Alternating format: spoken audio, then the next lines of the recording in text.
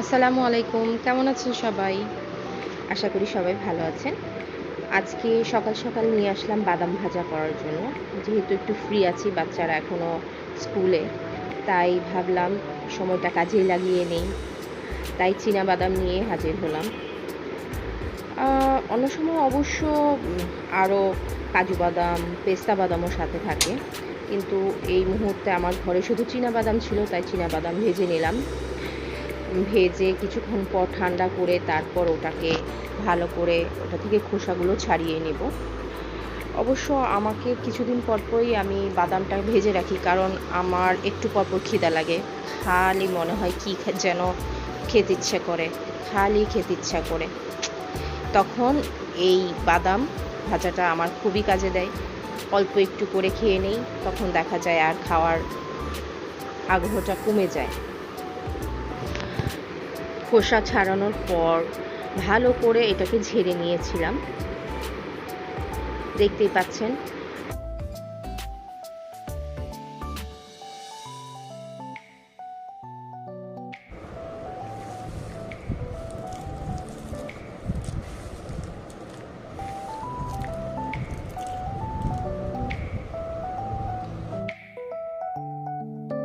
এর মধ্যে calling bell বেজে উঠলো, বাচ্চারা চলে এসেছে। দরজা খুলতেই দেখি আমার বাচ্চারা দৌড়ে উপরে উঠে গেল। আমার ভাই চলে এসেছে তাদেরকে নিয়ে। এখন এই যে তারা ঢুকলো, ঢুকেই ছোট জারা বেবু শুরু করে দিল দুষ্টুমি। তুমি ভিডিও করছো কেন মা? এরপর দেখলো বাদাম ভাজা। মা আমি খাই।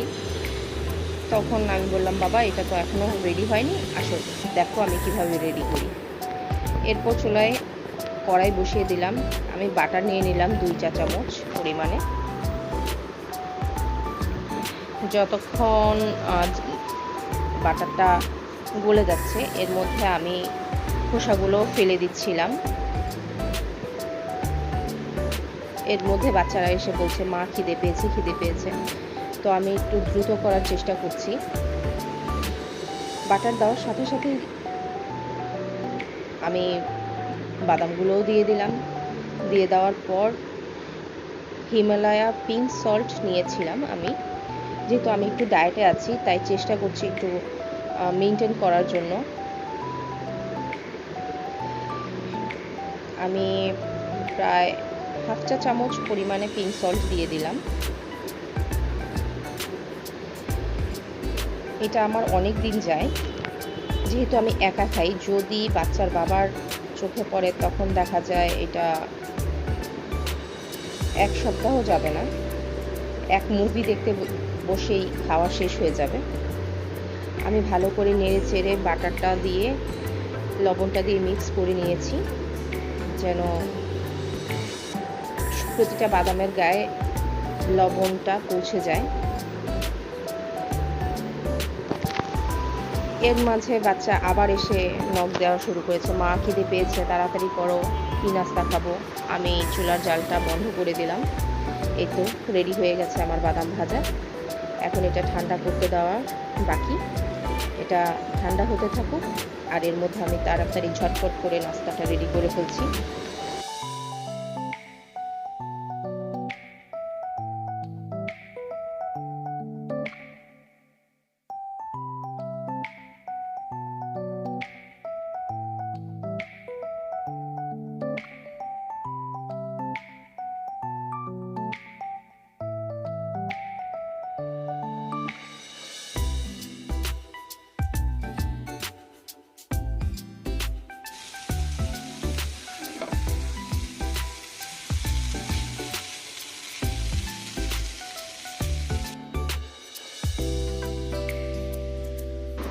এই তো আমার বাচ্চাদের নাস্তা রেডি।